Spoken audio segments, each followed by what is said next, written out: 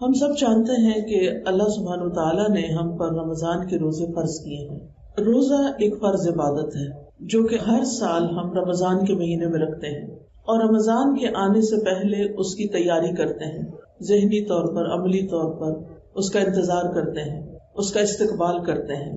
جیسے کوئی بھی اہم کام ہماری زندگی میں ہوتا ہے تو ہم اس کی تیاری کرتے ہیں۔ کوئی شادی ہو، کسی مہمان نے آنا ہو، کوئی پروگرام ہو تو ہم پہلے اس کی تیاری کرتے ہیں۔ اگر ہم تیاری نہ کریں تو پھر کیا ہوگا؟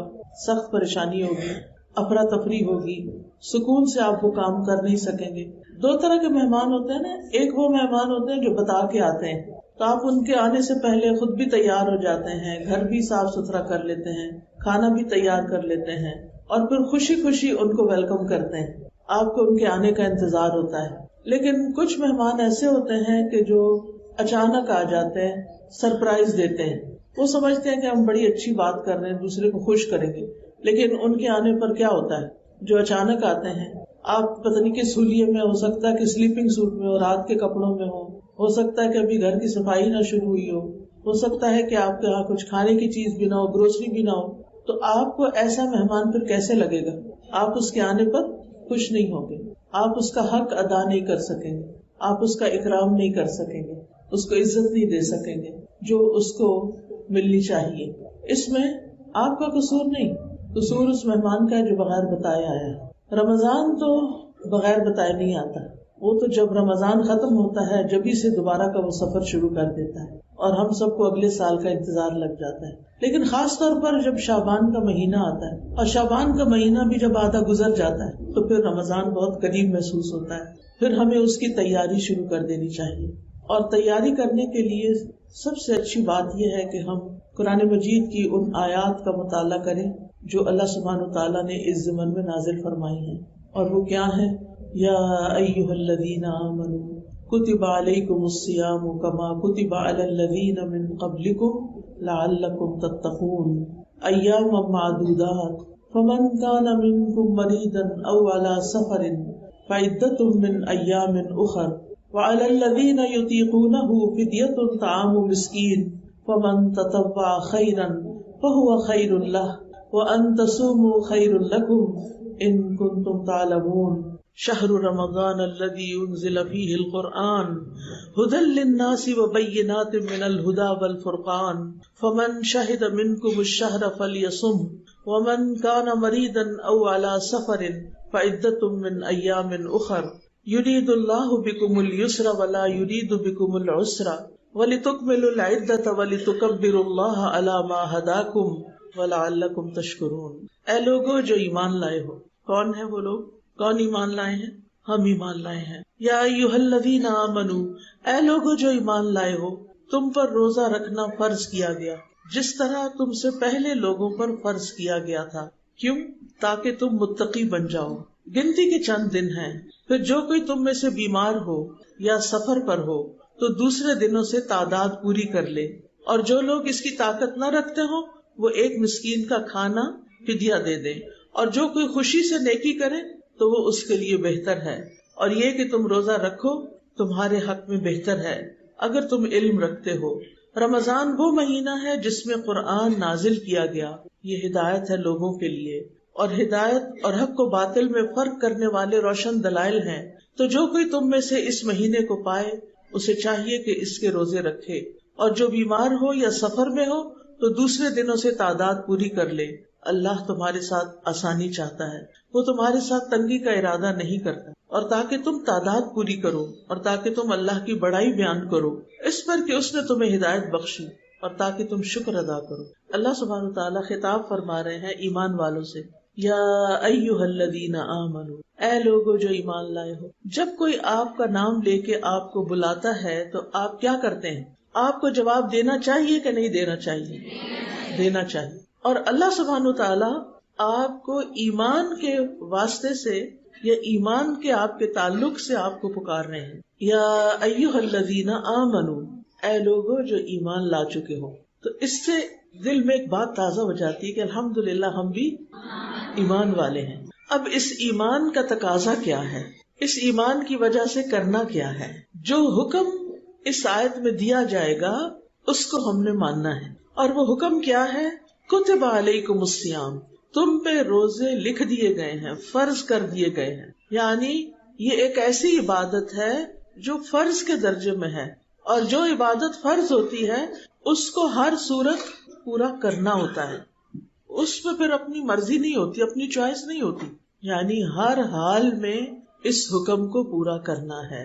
اللہ تعالیٰ نے ہمیں کس لیے پیدا کیا؟ اپنی عبادت کے لیے. تو سب کو پتا ہے نا کہ اس دنیا میں ہم اللہ کی عبادت کے لیے آئے ہیں. عبادت کیا ہوتی ہے عام معنوں میں؟ ہر وہ بات، ہر وہ کام جو اللہ تعالیٰ کی مرضی، اللہ تعالیٰ کی پسند کے مطابق کیا جاتا ہے وہ عبادت بن جاتا ہے. اللہ تعالیٰ ہم سے یہ چاہتے ہیں کہ ہم اپنی ساری زندگی میں اللہ تعالیٰ کی عبادت کرتے رہیں. یعنی جو بھی کوئی کام کرے اس میں نیت بھی اچھی رکھے، اچھی نیت سے کریں، اللہ کی رضا کے لیے کریں. اور دوسرے یہ کہ اس کا طریقہ بھی صحیح رکھیں، اور خاص طور پر وہ عبادات جو اس نے فرض کی ہیں ان کو سنت کے مطابق کریں. تو اس طرح یہ کام عبادت بن جاتا ہے. تو اللہ تعالیٰ نے ہمیں جو مختلف عبادات کرنے کو کہا ہے تو اس میں ہم دیکھتے ہیں کہ کچھ عبادتیں صرف مال سے تعلق رکھتی ہیں جیسے زکوٰۃ، عشر. کچھ صرف بدن سے تعلق رکھتی ہیں جیسے نماز. اچھا، بدن سے جو تعلق رکھتی ہے اس میں روزہ بھی آ جاتا ہے جی. اور کچھ میں بدن اور مال دونوں لگتا ہے، اور وہ کیا ہے؟ حج. ٹھیک ہے. کچھ عبادات ایسی ہوتی ہیں جن میں صرف رک جانا ہے، سٹاپ، ادھر ہی رک جاؤ، کھڑے ہو جاؤ، آگے نہیں جانا. تو پھر ہمیں کیا کرنا پڑتا ہے؟ رکنا پڑتا ہے. روزے میں کیا کرنا پڑتا ہے؟ رکنا پڑتا ہے. کس کس چیز سے رکنا ہوتا ہے؟ کھانے پینے سے رک جانا ہے، اور جنسی خواہشات کے پورے کرنے سے رک جانا ہے، اور زبان کے غلط استعمال سے رک جانا ہے، جو پہلی دو چیزوں سے بھی زیادہ مشکل کام رکنے کا. میں بات کر رہی تھی نا کہ اللہ تعالیٰ خوش ہوتا ہے ان کاموں سے جن کے کرنے کا اس نے ہمیں حکم دیا، اور ان کاموں سے جن سے اس نے رکنے کا حکم دیا. تو کچھ لوگ کرنے والے کام کرتے جاتے ہیں لیکن رکنے والے کاموں سے رکتے نہیں ہیں، جیسے جھوٹ بولنا، چغلی کرنا، غیبت کرنا، دھوکہ دینا. جو تجارت ہے اس میں دھوکہ دینا، پیسے زیادہ لے لینا، چیز کم تول کے دینا، خراب چیز بیچ دینا، اور سود کا لین دین، حرام کمائی کے دیگر طریقے. تو بہت سے لوگ اس سے نہیں رکتے. آج آپ دیکھیں کہ ہم ایک اسلامی ملک ہیں اور اسلام کے نام پر یہ ملک لیا گیا تھا، لیکن ہم خود ہی اسلام کا مذاق اڑا رہے ہیں. ہم اپنے آپ کو مسلمان کہتے ہیں لیکن جو کچھ ہماری کتاب کہتی ہے ہم اس کے مطابق کرتے نہیں ہیں، اور جن چیزوں سے ہماری کتاب ہمیں روکتی ہے وہ ہم اس سے رکتے نہیں ہیں. ہماری گھریلو زندگی ہو، ہماری معاشرتی زندگی ہو، تو پھر ہم کس چیز کے مسلمان ہیں؟ پھر تو ہم نے اللہ تعالیٰ کی مرضی کے مطابق زندگی نہ گزاری، ہماری عبادتوں میں خلل آ گیا. تو روزہ ان عبادتوں سے متعلق ہے جن میں انسان کو رک جانا ہوتا ہے، اور اس میں انسان کا ایک امتحان ہوتا ہے. کچھ لوگوں کے لیے مال خرچ کرنے کی بجائے جسمانی کام آسان ہوتا ہے، مال دینا انہیں مشکل ہوتا ہے. کچھ لوگ اس کے اپوزٹ ہوتے ہیں، انہیں جسمانی عمل مشکل لگتا ہے، کچھ کرنا مشکل لگتا ہے لیکن مال دینا آسان لگتا ہے. کچھ لوگوں کے لیے پسندیدہ چیز کو خرچ کرنا آسان ہوتا ہے لیکن پسندیدہ چیز سے رکنا مشکل ہوتا ہے. یعنی اگر ان سے کوئی کہنا کہ اپنی پسندیدہ چیز اللہ کے راستے میں دے دو، وہ کیا کریں گے؟ دے دیں گے، خوشی سے دے دیں گے. یہ ان کے لیے آسان ہے، کرنا آسان ہے. لیکن اگر ان سے کہا جائے کہ اپنی پسندیدہ کھانے کی ڈش سے رک جاؤ، مثلاً چاکلیٹ سے رک جاؤ، یا اور کوئی بھی چیز جس کی ہمیں ہر ایک کی اپنی پسند ہوتی ہے نا، تو وہ ان کے لیے مشکل. انہیں لوگوں کو کھلانا آسان لگتا ہے، خود ڈائٹنگ کرنا مشکل لگتا ہے. تو ہم میں سے ہر ایک کی کچھ کمزوریاں ہیں، کچھ اسٹرینتھس ہیں. کچھ لوگ اچھے کام کرتے ہیں اور کچھ لوگوں کے لیے اچھے کام کرنا مشکل ہوتا ہے. کچھ لوگوں کے لیے برائیوں سے بچنا آسان ہوتا ہے، کچھ کے لیے مشکل ہوتا ہے. تو اسی وجہ سے آپ دیکھیں کہ اللہ تعالیٰ نے صرف ایک طرح کی عبادتیں ہم پہ فرض نہیں کی، بلکہ مختلف طرح کی عبادات ہم پہ فرض کی ہیں. کہیں ہمارے نفس کا امتحان ہے، کہیں ہمارے کھانے پینے کا امتحان ہے، کہیں ہمارے پہننے اوڑھنے کا امتحان ہے، جیسے مسلمان عورت کے لیے حجاب کا حکم ہے. کہیں ہمارے لیے نماز کا، کہ کچھ لوگوں کو نیند اتنی پیاری ہوتی ہے کہ وہ سو کے نہیں اٹھ سکتے صبح فجر کے وقت، اور ان کی نماز چلی جاتی. یہ کوئی معمولی چیز نہیں ہے. اکثر گھروں میں دیکھا گیا کوئی ایک نماز پڑھتا، کوئی دو پڑھتا ہے، سارے نہیں پڑھتے. اس کی بڑی نحوست ہوتی، اور ہر گناہ جو ہے نا وہ ایک مصیبت لاتا ہے. یہ یاد رکھیں، زندگی میں پریشانیاں لائے گا. اس کے برعکس اللہ تعالیٰ فرماتے ہیں للذین احسنوا فی ہذہ الدنیا حسنہ، جو لوگ اچھا کریں گے، نیکی کے کام کریں گے، انہیں اس دنیا میں بھی اچھائی ملے گی، یہاں بھی ان کے لیے بھلائی ہوگی. لہذا ہم سب اللہ سبحانہ وتعالیٰ کی طرف سے آزمائے جا رہے ہیں، اور عبادات امتحان کا ایک ذریعہ ہے کہ کون کرتا کیا ہے. اللہ تعالیٰ فرماتے ہیں الذی خلق الموت والحیات لیبلوکم ایکم احسن عملا، اس نے زندگی اور موت کو اس لیے بنایا تاکہ تمہیں آزما کے دیکھے تمہیں اچھے کام کون کرتا ہے. اور اچھا کام کون سا اچھا ہوگا؟ جس کا اللہ تعالیٰ نے ہمیں حکم دیا یا ہم وہ کر رہے ہیں تو اس میں ہماری نیت بھی اللہ کی رضا ہو اور اس کا طریقہ بھی درست ہو. اگر طریقہ ٹھیک نہیں تو وہ آسان عمل نہیں ہو سکتا.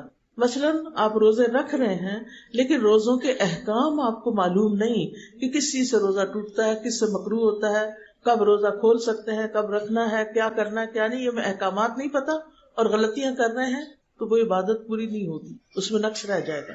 تو روزہ کیا ہے؟ دراصل روزہ کا لفظ عربی زبان میں سیام اس کے لیے آتا ہے. سیام یا ایھا الذین آمنوا کتب علیکم الصیام، اور سیام کا مطلب ہوتا ہے رک جانا، یعنی طلوع فجر سے لے کر غروب شمس تک روزہ توڑنے والی چیزوں کو چھوڑ کر اللہ کی اطاعت بجا لانے کا نام روزہ ہے.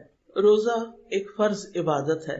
رسول اللہ صلی اللہ علیہ وسلم نے فرمایا کہ یہ ایسا فرض ہے جو آخرت میں کفایت کرنے والا ہے، یہ بڑا فائدہ دینے والا ہے. یہ اسلام کی بنیادی تعلیمات میں سے ہے.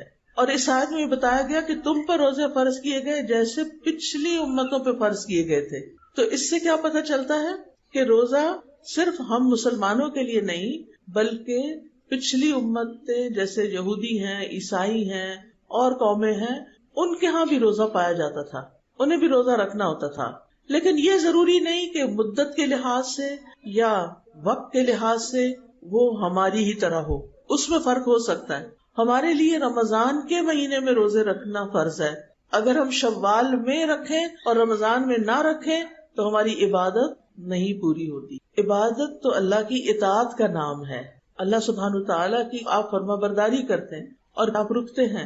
لہٰذا اگر آپ نے اپنی مرضی چلانی ہے یا اپنی عقل استعمال کرنی ہے، مثلاً عقل کیسے استعمال کرنی ہے کہ آپ کہیں کہ گرمیوں کے روزے بڑے لمبے ہوتے ہیں تو میں گرمیوں کی بجائے سردیوں کا 1 مہینہ رکھ لوں گی، ایسا نہیں کر سکتے. ہاں اگر قضا ہو گئے ہیں آپ کے کسی وجہ سے، بیماری کی وجہ سے، بچے کی پیدائش کی وجہ سے، تو وہ قضا آپ گرمیوں کے روزوں کی سردیوں میں رکھ سکتے ہیں. وہ ایک ایکسیپشنل کیس ہے لیکن عام طور پر نہیں. روزہ اسلام کی مضبوط رسی ہے. براء ابن عازب کہتے ہیں ایک مرتبہ ہم لوگ نبی صلی اللہ علیہ وسلم کے پاس بیٹھے ہوئے تھے. آپ پوچھنے لگے اسلام کی کون سی رسی سب سے زیادہ مضبوط ہے؟ صحابہ نے عرض کیا نماز. آپ نے فرمایا بہت اچھا جواب ہے. اس کے بعد کون سی؟ لوگوں نے کہا زکوٰۃ. فرمایا بہت خوب. اس کے بعد کون سی؟ لوگوں نے عرض کیا رمضان کے مہینے کے روزے. آپ نے فرمایا بہت خوب. یعنی ایسے ہی ترتیب بنتی ہے. اور یہ اسلام کا 1/3 ہے، نماز، روزہ اور زکوٰۃ. حدیث میں آتا ہے کہ روزے جیسا کوئی عمل نہیں، یعنی روزے سے آپ کو جو حاصل ہوتا ہے اس کا کوئی آلٹرنیٹ نہیں کہ آپ یہ کہیں کہ اچھا میں روزہ نہیں رکھنا چاہتا، میں کچھ اور کر لوں. نہیں، اگر آپ ایک صحت مند انسان ہیں تو آپ کو رکھنا ہی ہوگا. پھر اسی طرح حدیث میں آتا ہے کہ روزہ ڈھال ہے اور مومن کے قلعوں میں سے ایک قلعہ ہے. ڈھال کا کیا مطلب ہے؟ جو آگ سے بچانے والا ہے. اور قلعے کا کیا مطلب ہے؟ کہ شیطان سے آپ کی پروٹیکشن ہو جاتی ہے.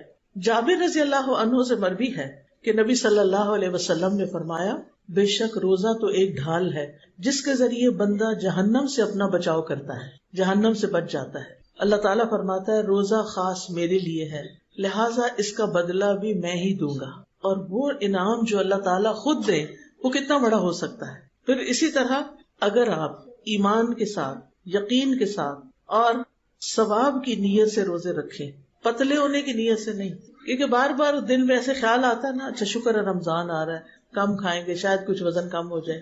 اس خیال کو فوراً جھٹک دیا کرے کہ نہیں، میں نے وزن کم کرنے کے لیے روزے نہیں رکھنے بلکہ اللہ کی رضا کے لیے روزے رکھنے. کیونکہ جس کام میں نیت ٹھیک نہ ہو وہ کام اللہ کیا قبول نہیں ہوتا. اللہ سبحانہ تعالیٰ کو وہ چیز بالکل پسند نہیں جو اس کے لیے نہیں کی گئی اور کسی اور کے لیے کی گئی ہے، یہ اس کو بالکل پسند نہیں. تو ہمیں بھی پھر کیا کرنا ہے کہ جو اللہ تعالیٰ کو پسند نہیں وہ ہمیں بھی نہیں کرنا ہمیں بھی پسند نہیں، اور ہمیں وہ کرنا ہے جو اللہ تعالیٰ کو پسند ہے. تو جو شخص ایمان کے ساتھ اور ثواب کی نیت سے روزے رکھے گا، ثواب کی نیت کرنی ہے. بعض لوگ کہتے نہیں ثواب کی نیت کا کیا مطلب ہے، ہم بس اللہ کا حکم ہے اس لیے کر رہے ہیں. لیکن ہمیں حدیث سے بتایا گیا ہے من صام رمضان ایمانا واحتسابا غفر له ما تقدم من ذنبه.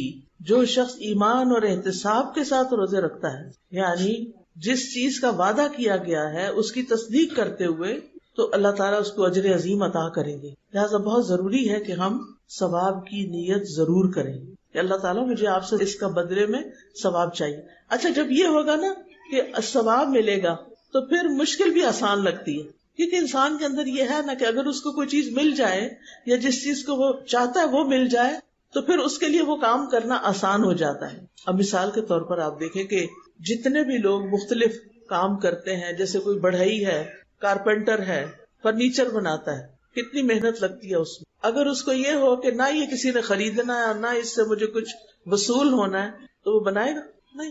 اسی طرح باقی بھی سارے کام. لیکن جب ان کو یہ پتا ہوتا ہے کہ میں اچھے سے اچھا بناؤں گا تو اتنے کا بک جائے گا، تو یہ چیز اس کو موٹیویٹ کرتی ہے اور اپنے کام میں خوبصورتی لانے کا فیصلہ کر لیتا ہے انسان. جب ہمارے دل میں یہ ہوگا کہ یہ اللہ کے لیے میں کر رہی ہوں اور اللہ نے مجھے اس پہ اجر دینا ہے، تو پھر میں اس روزے کو سنبھالوں گی بھی. اچھا، کیسے سنبھالیں گے روزہ اپنا؟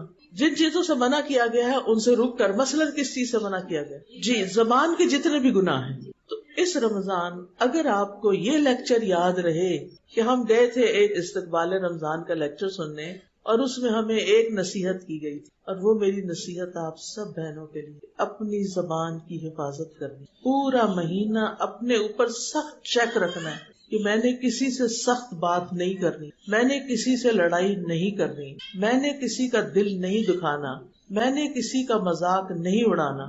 یہ سب کچھ کس سے ہوتا ہے؟ زبان سے ہی ہوتا ہے. میں نے کچھ ایسا کام نہیں کرنا. بعض اوقات ایسا ہوتا ہے کہ آپ نہیں کرتے لیکن دوسرے آپ کو ٹریگر کر دیتے ہیں. بچے خاص طور پر ہماری کمزوری، ان کے ساتھ ہم بہت زیادتی کر جاتے ہیں. اور رمضان میں کبھی ان کو روزہ رکھا لیں تو اور تنگ کرتے ہیں، کب کھلے گا کب کھلے گا، اور آپ کو بس جواب نہیں ہوتا اسے. تو آپ نے اس پورے رمضان پورے مہینے اس بات کی ٹریننگ لینی ہے اپنے استاد آپ بن کے کہ میں نے منہ نہیں کھولنا، میں نے اس رمضان غیبت چھوڑ دینی ہے، میں نے اس رمضان بچوں کو ڈانٹنا چھوڑ دینا ہے، میں نے اس رمضان اپنے ہسبینڈ کے ساتھ بدتمیزی نہیں کرنی. کیونکہ بعض خواتین ہوتی ہیں نا، وہ بہت چڑھ چڑھ کے بولتی ہیں. اب آپ ایک طرف نماز اور تہجد اور پتہ نہیں کیا کر اور درس بھی دینے جاتے ہیں، الوداع میں کام کرتے ہیں، لیکن ہسبینڈ کے ساتھ سیدھے منہ بات نہیں کرتے، تو پھر یہ نیکی ہے. تو رمضان ایک تربیت کا مہینہ ہے ہم سب کے لیے، میرے لیے بھی آپ کے لیے. یہ جو چھوٹی چھوٹی باتیں میں مثالیں دے رہی ہوں آپ کو، جس کی عام طور پر کمپلینٹس آتی رہتی ہیں، تو مثالیں دے رہی. اب اگر ایک مہینہ آپ نے چغلی نہیں کی، جھوٹ نہیں بولا، بدتمیزی نہیں کی، بچوں کو نہیں ڈانٹا، تو کیا ہوگا؟ مہینے کے بعد آپ کی اصلاح ہو چکی ہوگی. اور یہی اصل مقصد ہے اللہ تعالیٰ کا کہ روزے کس لیے فرض کیے جا رہے ہیں؟ لعلکم تتقون. تتقون کا لفظ کس سے نکلا ہے؟ تقوی سے، وقایا سے. وقایا کا مطلب ہوتا ہے بچاؤ کرنا، بچنا، پرہیز کرنا، چھوڑ دینا. تو رمضان میں ہم اللہ کے حکم سے حلال چیزیں بھی چھوڑ دیتے ہیں. ایسا ہی ہے نا، کھانا حلال ہوتا ہے ہمارے فریج میں رکھا ہوا، ہم حرام نہیں لاتے، ہم چھوڑ دیتے ہیں. اور پھر باقی ریلیشنز بھی، لیکن حرام چیزیں پھر کیوں کنٹینیو کرتے ہیں؟ جھوٹ بولنا حلال ہے کہ حرام ہے؟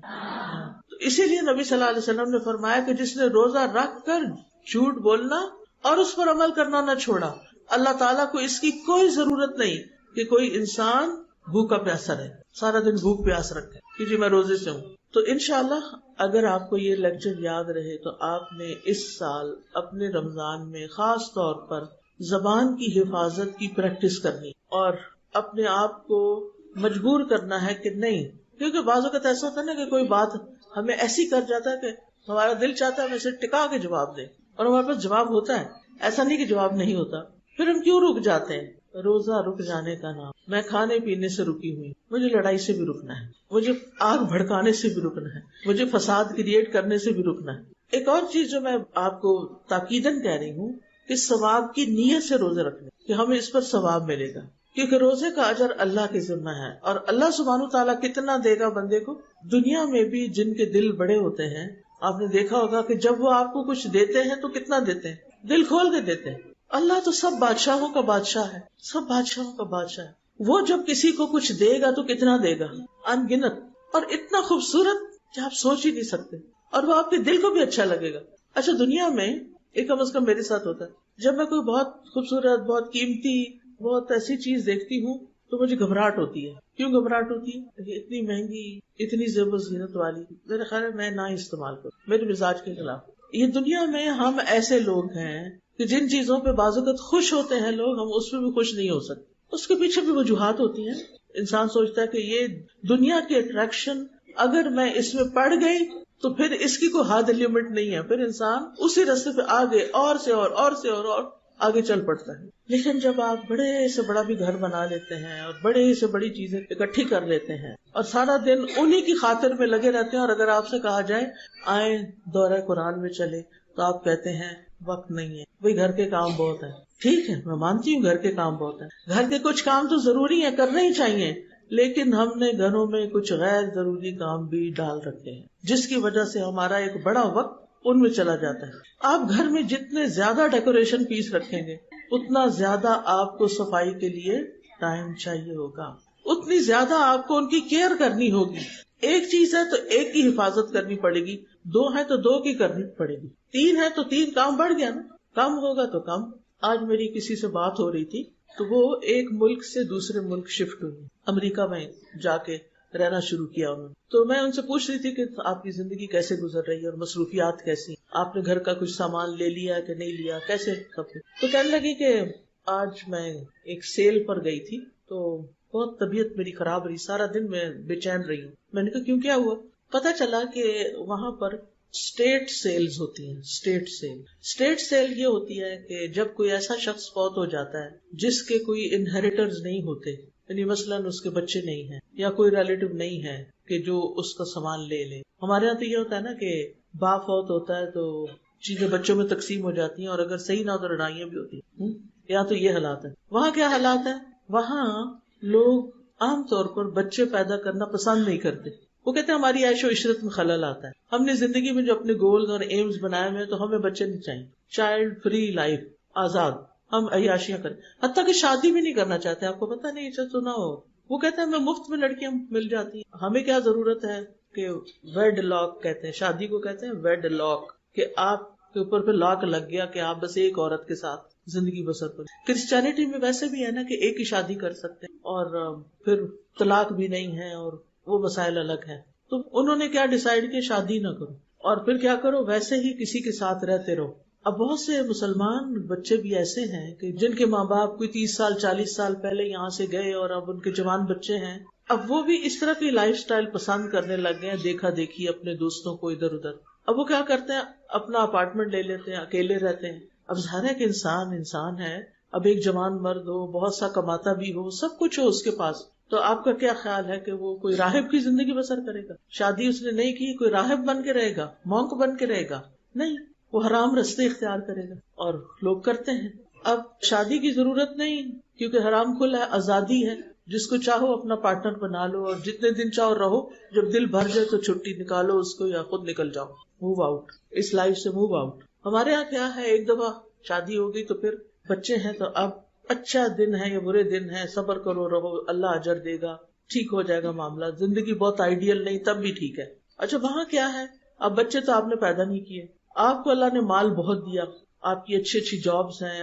تو کہنے لگی کہ جس گھر میں گئی تھی وہ گھر کسی کا تھا جس کے بچے نہیں تھے. تو ایسا بندہ جب فوت ہو جاتا ہے نا تو اسٹیٹ یعنی حکومت وہ گھر لے لیتی ہے، وہ گھر حکومت کا ہو جاتا ہے. اب وہ کسی ایجنسی کو دیتی ہے کہ وہ اس کے اندر جتنا سامان ہے اس کو سیل کرے. کہتے میں جب اس گھر میں داخل ہوئی تو اس میں ایک ایک جو پینٹنگ تھی وہ $20,000 کی، اور ایک ایک صوفہ $25,000 والا، اور ایک سے ایک قیمتی کراکری اور سب سامان. اور لوگ آ رہے تھے اور سستا کوئی 6,000 کو کتنا کر کے لے جا رہے تھے. اور گھر بھی شاید کسی جھیل کے کنارے تھا، بڑا ہی خوبصورت گھر، بہت بڑا گھر، اکیلا بندہ رہتا تھا. اور اب اس کا سامان، وہ تو قبر میں ہے، اس کے ساتھ تو آگے پتہ نہیں کیا ہو رہا ہے. لیکن کہتی دیکھ کے بہت میرے دل میں تکلیف آئی کہ اس دن کے لیے اس نے یہ سب کچھ اکٹھا کیا تھا کہ یوں سارے لوگ ایک طرح سے لوٹ سیل کہہ لیں، لے جائیں. میں نے کہا لینے والے بھی نہیں سوچ رہے، ان میں بھی کئی ایسے ہوں گے کہ جو بڑی خوشی سے لے جا رہے ہوں گے اور پھر آخر میں پھر یہی حال ہو، کیونکہ یہ اب ٹرینڈ چل پڑا ہے اور زیادہ ہو گیا ہے. موومنٹ ہے باقاعدہ، جیسے ہمارے ہاں تو لانگ مارچ ہوتے ہیں اور موومنٹس اور چلتی ہیں نا، اور فساد ہے، لیکن وہاں پر اس طرح کی موومنٹس چلتی ہیں، عورتوں کی آزادی کی، فیمنزم کی، اور پھر چائلڈ فری لائف کی. اور آج کل آپ کو پتا ہے کہ کئی اور مسائل کھڑے ہو گئے کہ عورت سمجھتی نہیں میں عورت نہیں، میں تو مرد ہوں، لہٰذا وہ اپنا آپریشن کروا کے مردوں جیسا بننے کی کوشش، ہارمون کھا کے منہ پہ بال اگواتے ہیں، اور پھر چلو مرد عورت عورت مرد بن رہے ہیں، یہ الگ مصیبت. لیکن اب ایک اور چیز یہ بھی شروع ہو گئی کہ کچھ لوگ کہتے ہیں کہ میں بلی ہوں، کوئی کہتا ہے میں کوا ہوں. یہ میں من گھڑت کہانی نہیں بتا رہی، یہ فرسٹ ہینڈ انفارمیشن ہے کہ انسان بھی نہیں ہے. وہ کیوں؟ فریڈم، آزادی ہے، ہم جو مرضی بننا چاہیں، ہمارے اندر جو خیالات ہیں. اور یہ خیالات کون ڈالتا ہے اندر؟ قرآن مجید میں کیا لکھا ہوا ہے؟ شیطان نے انسان کو بھٹکانے کی جو کوشش کی تھی، سورۃ النساء میں آتا ہے نا، اس نے کہا تھا کہ میں ان کو گمراہ کروں گا اور یہ اللہ کی تخلیق کو بدل دیں. اللہ تعالیٰ فرماتے انا خلقناکم من ذکر و انثی، ہم نے تمہیں مرد اور عورت سے پیدا کی. انسان کی عزت اسی میں ہے کہ وہ انسان ہو. اب اگر ایک عورت کو اللہ نے عورت پیدا کیا اور وہ کہتی میں عورت نہیں ہوں، میں مرد ہوں، یا مرد کہتا نہیں میں عورت ہوں، وہ عورتوں والی آواز نکالتا ہے، وہ عورتوں والے یعنی کپڑے پہنتا ہے، وہ عورتوں والے سارے کام شروع ہو جاتا ہے کرنا، تو یہ ایک جھوٹ بھی ہے نا. اللہ نے آپ کو کیا بنایا، آپ کچھ اور کہہ رہے ہیں، آپ ہیں کچھ، کہہ کچھ اور ہیں. تو یہ ساری چیزیں ہمارے معاشرے کے اندر آتی جا رہی ہیں. تو یہ آزادی کے نام پر اللہ کی حدود توڑنا اور اپنی مرضی کی زندگی بسر کرنا اور فطرت سے ہٹ جانا، یہ کیا ہے؟ یہ اللہ تعالیٰ کو پسند نہیں. ہم سب اپنی اپنی جگہ اللہ سے دعا کریں کہ اللہ تعالیٰ ہماری زندگی میں جو بھی ایسی کوئی سوچ ہے جو سیدھے رستے سے ہٹی ہوئی ہے، مغضوب علیہم والضالین والی سوچ ہے، اللہ تعالیٰ میری اس سوچ کو بدل دے. شیطان کے جو وسوسے میرے دل میں آتے ہیں، اللہ مجھے ان سے نجات دے، کیونکہ وہ سب سے بڑا دشمن ہے نا. رمضان میں شیطان نے قید ہو جانا ہے. آپ کو 1 مہینے کے لیے چھٹی ملنے والی ہے شیطان سے، اس میں آپ اپنے آپ کو رینیو کر سکتے ہیں، اپنا ایمان بڑھا کے، اپنی غلطیوں اپنے گناہوں کی توبہ کر کے، اپنی بری عادتوں کو چھوڑ کے، وہ چیزیں زندگی میں جو آپ کو نقصان دیتی ہیں دنیا کے لحاظ سے، دین کے لحاظ سے، ان سب چیزوں کو آپ نے کیا کرنا ہے؟ اپنی زندگی سے نکالنا ہے. لعلکم تتقون، تاکہ تم بچ جاؤ. کس سے؟ اللہ کی نافرمانی سے. کس سے؟ عذاب سے. روزہ آ رہا ہے تمہیں بچانے کے لیے. دوسرے لفظوں میں آپ یہ کہہ سکتے ہیں رمضان آ رہا ہے تبدیلی لانے کے لیے. آپ کے اندر ایک چینج آنا چاہیے. آپ کو اپنا ایک ٹارگٹ سیٹ کرنا چاہیے کہ آپ رمضان سے پہلے جو کچھ ہے وہ رمضان کے بعد نہیں ہوں گے. آپ انشاءاللہ ایک نئے انسان بنیں گے اور اپنی بری عادتیں چھوڑنے پر صبر کریں گے. اس صبر پر بھی اجر کا نیت رکھنی ہے آپ نے. کیسے؟ انما یوفی الصابرون اجرہم بغیر حساب، کہ صبر کرنے والوں کو ان کا اجر بے حساب ملے گا. بے حساب یعنی جس کا وہ سوچ ہی نہیں سکتے، اتنا کچھ مل جائے گا ان کو. اور دینے والا کون ہے؟ اللہ تعالیٰ. کیا اللہ تعالیٰ اپنا وعدہ پورا نہیں کرے گا؟ ضرور کرے گا. تو اس لیے آپ نے خوشی خوشی روزے رکھنے ہیں، خوشی خوشی گناہ چھوڑنے ہیں، خوشی خوشی بری عادتیں چھوڑنی ہیں، اجر کی نیت رکھنی ہے، ثواب کی نیت رکھنی ہے، اللہ کے قرب کی نیت رکھنی ہے، اللہ تعالیٰ سے اپنے دل کی باتیں کرنی ہے. یہ جو دنیا کی چیزیں نا، یہ اللہ اور ہمارے بیچ میں رکاوٹ پیدا کر دیتی ہیں. یہ ہمارا امتحان ہے. جب سارا دن کھانا پینا کوئی نہیں تو کتنی بڑی مصروفیت کم ہو گئی نا. سارا دن آپ کچن کی نہیں ضرورت، شام افطار سے پہلے آپ جا کے کچھ پکا لیں، کچھ تیار کر لیں تو تھوڑا ٹائم لگتا ہے. ابھی تو کیا ہوتا ہے، ہر تھوڑی دیر کے بعد آپ نہیں تو کوئی بچہ گھس جاتا ہے کچن میں، ایک آ رہا ہے ایک جا رہا ہے، سارا دن کچھ نہ کچھ لگا رہتا ہے. تو آپ کو وقت ملنے والا ہے. پھر آپ دیکھیں دن کو تو آپ روزہ رکھتے ہیں، رات کو آپ کیا کرتے ہیں؟ قیام، تراویح میں، یا پھر تہجد کے وقت، یا درمیانے حصے میں رات کے، جب آپ کا دل چاہے. ٹارگٹ یہ سیٹ کریں کہ روز کا کم از کم 1 سپارہ تراویح میں ضرور ہو جائے. یعنی آپ رات کے کسی حصے میں بھی یہ قیام کر سکتے ہیں. عام طور پہ تراویح اس لیے کہ تاکہ پھر رات کا باقی حصہ سو کے آرام سے صبح دوبارہ روزہ رکھ سکے، دن کو کام کر سکے، تو سہولت کے لیے. ورنہ یہ فرض نہیں ہے کہ عشاء کی نماز کے ساتھ ضرور پڑھی ہے. اگر آپ پڑھ سکتے ہیں تو بہت ہی اچھا، اگر نہیں پڑھ سکتے تو آپ سو کے دوبارہ اٹھے. لیکن اگر آپ کو ڈر ہے کہ میں اٹھ ہی نہیں سکوں گی تو بہتر ہے سب کے ساتھ پڑھ کے. سب کے ساتھ پڑھنا آسان ہوتا ہے جب انسان دیکھتا ہے اچھا یہ بھی اتنے اچھے پڑھ رہے، یہ بھی پڑھ رہے، میں کیوں بیٹھ گئی ہوں، میں کیوں سو رہی ہوں، میں کیوں آرام کر رہی ہوں. اجتماعیت میں بڑی برکت ہے. اکیلے روزہ رکھنا رمضان کے بعد کتنا مشکل ہوتا ہے، لیکن رمضان میں سارے رکھ رہے ہوتے ہیں تو سب کے ساتھ آسان ہوتا ہے. اکیلے رات کو تہجد اٹھ کے پڑھنا مشکل ہوتا ہے، لیکن جب ساری تراویح پڑھ رہے ہوتے ہیں تو عادت پڑ جاتی ہے، آسانی ہو جاتی ہے. تو آپ دیکھیے کہ رمضان میں نا روزہ جو ہے نا یہ آپ کے اور آپ کے رب کے بیچ میں ایک راز بھی ہے. راز بھی ہے. کسی کو نہیں پتا کہ آپ نے روزہ رکھا ہوا ہے یا نہیں رکھا ہوا. ویسے سب کہیں گے ہاں آپ روزے سے ہیں، لیکن اگر آپ نے نہیں رکھا تو کسی کو بھی نہیں پتا. آپ چھپ کے کچھ کھا لیتے ہیں، کسی کو نہیں پتا. لوگوں کی نظر میں آپ روزہ دار ہیں لیکن اصل میں آپ نہیں ہیں. تو یہ کیا ہے روزہ؟ روزہ آپ کے اور رب کے بیچ میں ایک راز ہے.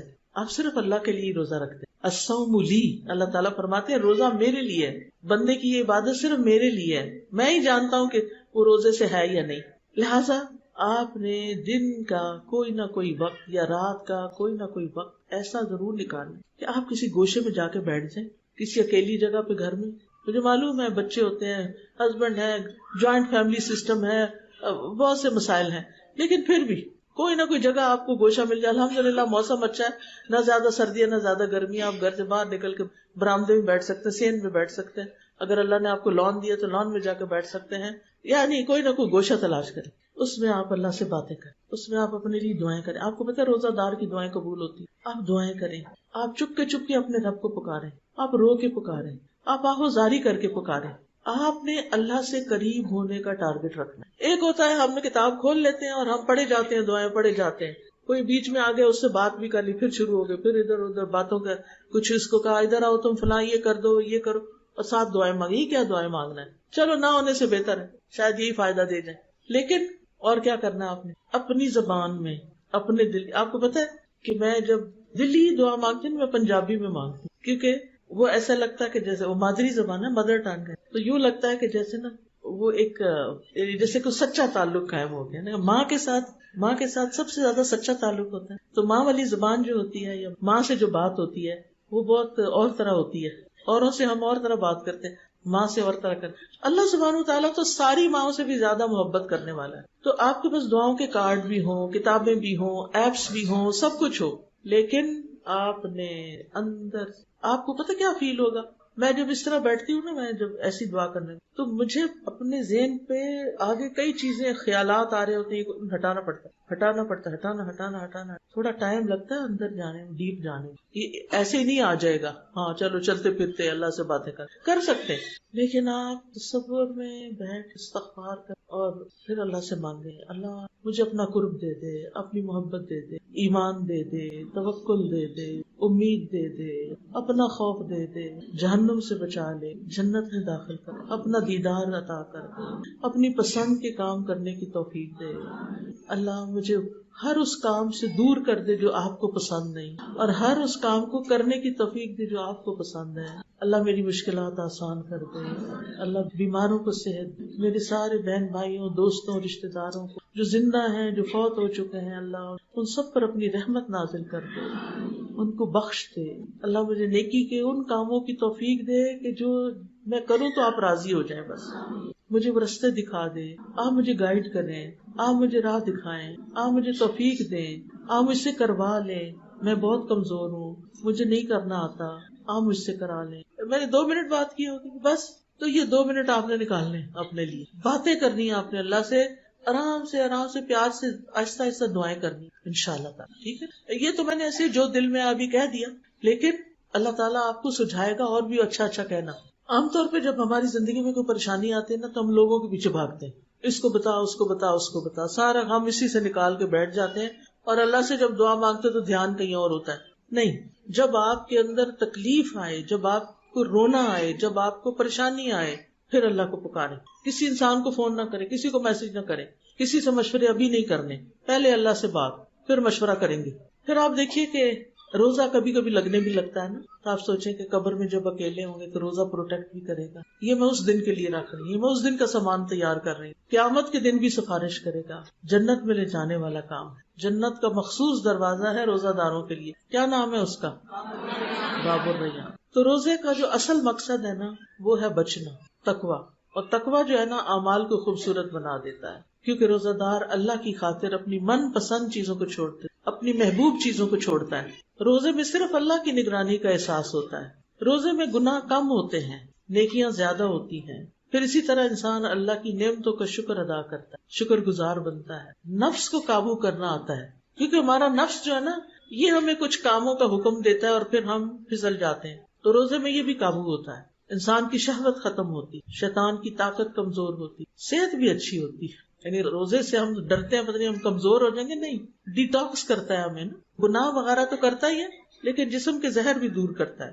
پھر اسی طرح دوسروں کا احساس بھی زیادہ پیدا ہوتا ہے، مسکینوں کا، یتیموں کا، غریبوں کا، اور پھر چند گنتی کے دن تو ہوتے ہیں، سارا سال تو روزے نہیں ہے، 12 مہینوں میں سے 1 مہینہ بس، اللہ تعالیٰ چاہتے تو 2 کر دیتے، 6 کر دیتے، پھر ہم کیا کرتے، لیکن اللہ نے ہم پہ بڑا رحم کیا، بس 1 مہینہ۔ پھر اگر کوئی بیمار ہو اور بیماری ایسی ہو کہ جو روزے کی وجہ سے بڑھ جائے، یہ نہیں کہ میں بیمار ہوں تو میں ریسٹ کرنے کے لیے آج سارا دن پانی پینا چاہتی ہوں، تو نہیں، اگر بیماری زیادہ ہو رہی ہو، اگر شفا ڈیلے ہو جائے، اگر کوئی ایمرجنسی آ جائے اور سرجری کرانی پڑے، تو بعض اوقات ڈاکٹر صرف ایسا ٹائم دیتے ہیں، اس کے علاوہ وہ اویلیبل ہی نہیں ہوتے، تو وہ سارے حالات کو دیکھ کے تو تھوڑی بہت تکلیف والی جو بیماری ہے نا اس میں روزہ نہیں چھوڑنا۔ اسی طرح سفر، اگر آرام دہ سفر ہے تو روزہ نہیں چھوڑیں، لیکن جب تکلیف والی سفر ہو تو پھر روزہ چھوڑ سکتے ہیں۔ اور جو بوڑھے لوگ ہیں جن کی صحت کی توقع ہی نہیں ہے، ان کا فدیہ دینا ہے۔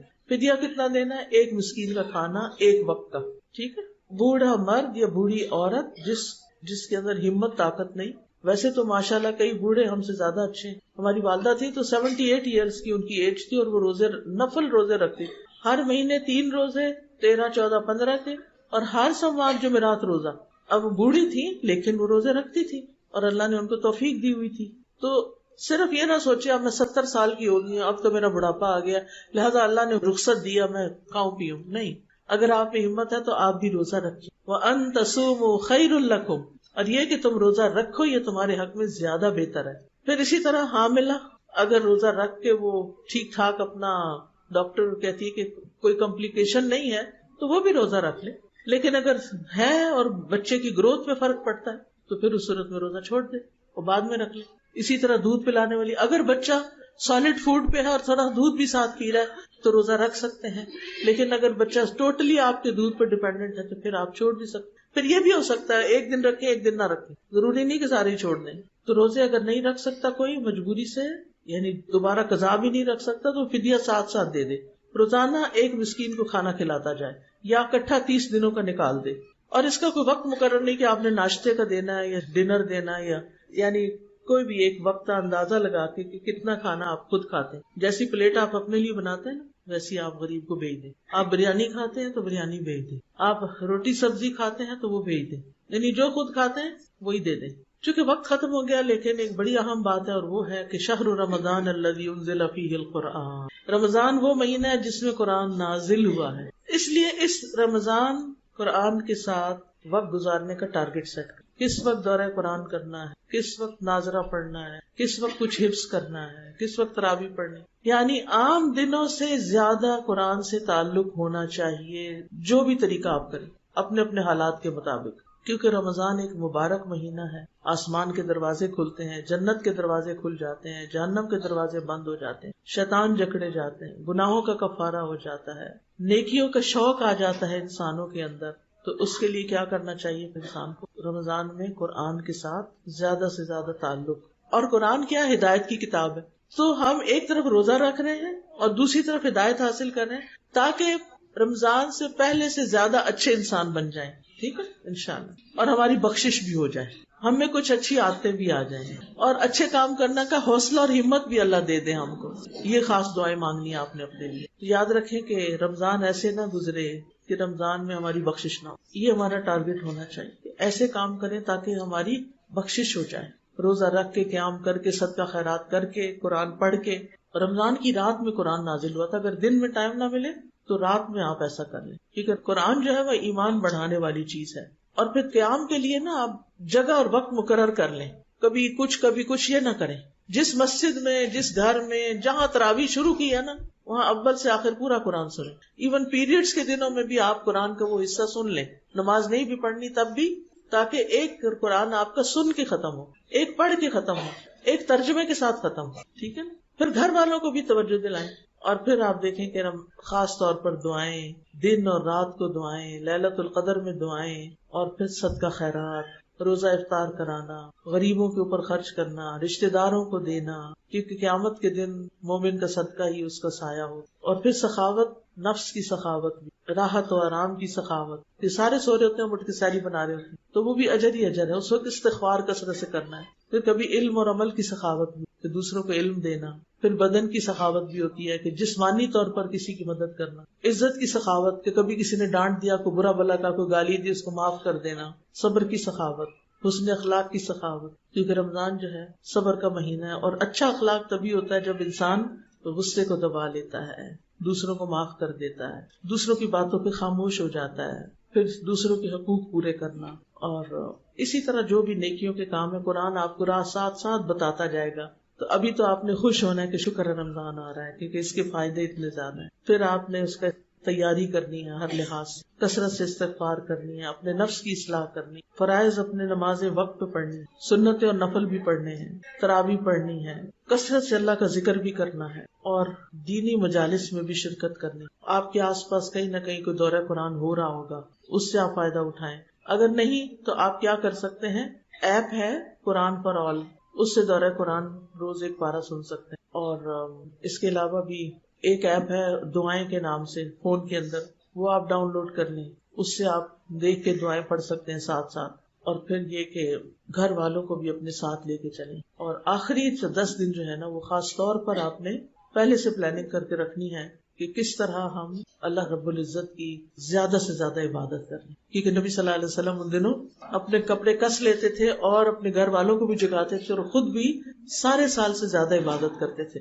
اللہ تعالیٰ ہمیں توفیق عطا فرمائے. جزاکم اللہ خیرا. سبحانک اللہم و بحمدک، اشہد ان لا الہ الا انت، استغفرک و اتوب الیک. السلام علیکم و رحمۃ اللہ وبرکاتہ.